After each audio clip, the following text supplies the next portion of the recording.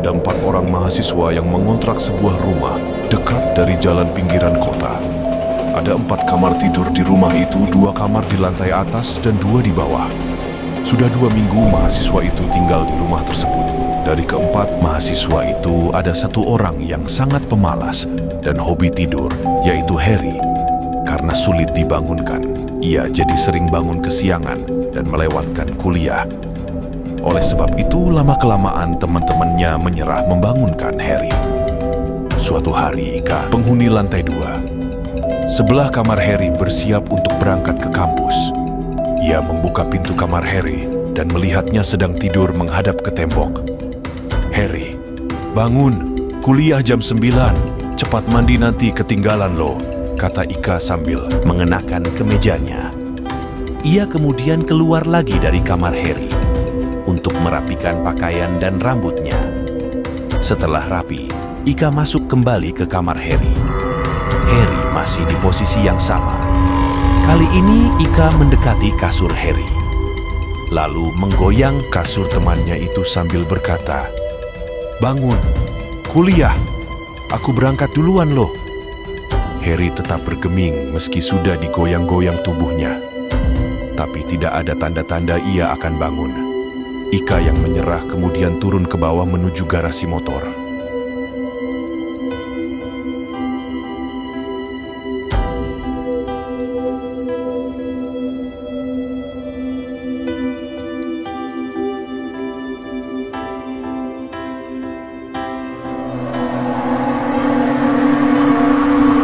Saat Ika mengeluarkan motornya, tiba-tiba terdengar suara motor datang. Teman-teman sekontraknya pulang, termasuk Harry. Ia pun heran dan bertanya, "Loh, kalian dari mana?" Harry menjawab, "Kampus lah. Kan kuliah tadi pagi. Kamu tadi sulit bangun, jadi kita tinggal." Ika mengeluarkan handphone untuk mengecek waktu. Tertera di handphonenya pukul 11.35 WIT.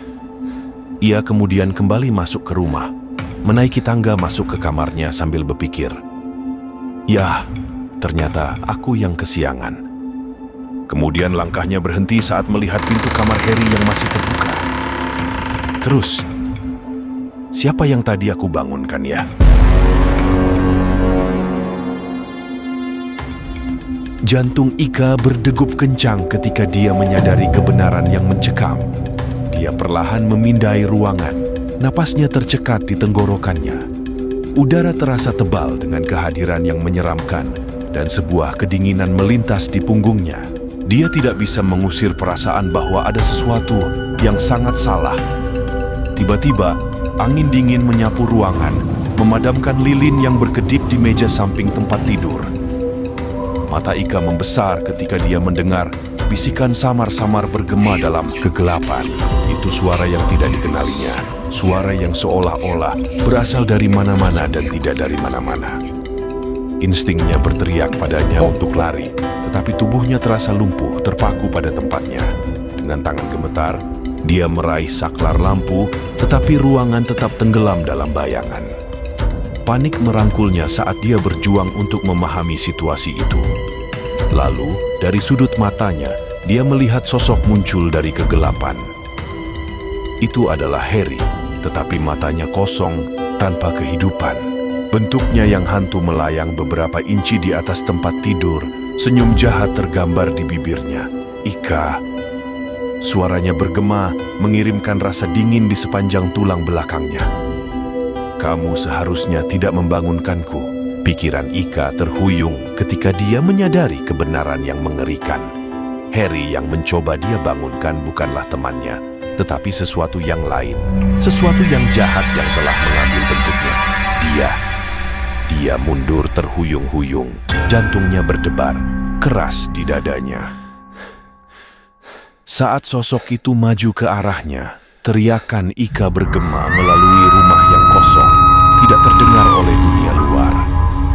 Dia terjebak dalam mimpi buruk dari mana dia mungkin tidak akan pernah terbangun.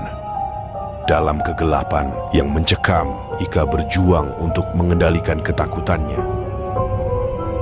Dia meraba-raba di sekitar dirinya, mencari cara untuk melarikan diri dari ancaman yang tak terlihat. Tetapi setiap gerakan terasa seperti terhenti oleh kehadiran yang mencekam di sekitarnya. Tiba-tiba suara langkah kaki terdengar dari tangga. Ika menegang, jantungnya berdegup lebih kencang. Dengan gemetar dia menoleh ke arah tangga, mencoba menangkap kilasan cahaya dari luar. Teman-temannya muncul satu persatu, tetapi ada sesuatu yang aneh pada mereka.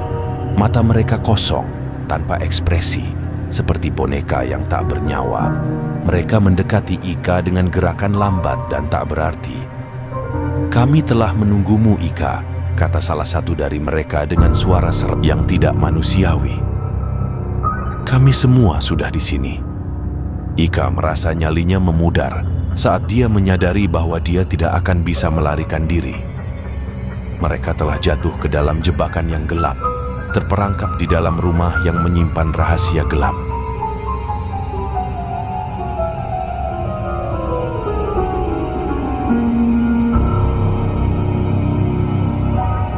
Tanpa banyak pilihan, Ika mencoba mengumpulkan keberaniannya.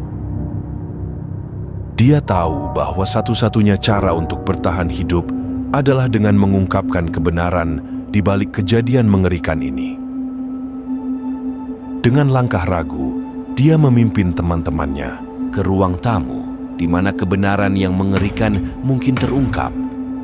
Tetapi saat mereka mencapai ruang tamu, mereka disambut oleh keheningan yang menakutkan. Di tengah ruangan, sebuah cermin besar berdiri tegak, memantulkan bayangan gelap dari mereka yang berdiri di sekelilingnya. Ika melangkah maju, tangan gemetar saat dia menyentuh permukaan cermin itu. Dan di dalam refleksi yang mengerikan itu, dia melihat sesuatu yang membuatnya mengerang ketakutan. Bayangan Harry terbaring di atas tempat tidur, tetapi kali ini matanya terbuka, memancarkan kegelapan yang tak terbatas. Ika menyadari bahwa kehadiran mereka di rumah itu telah membangkitkan sesuatu yang jauh lebih gelap daripada yang pernah mereka bayangkan. Dan sekarang, mereka harus berhadapan dengan konsekuensinya.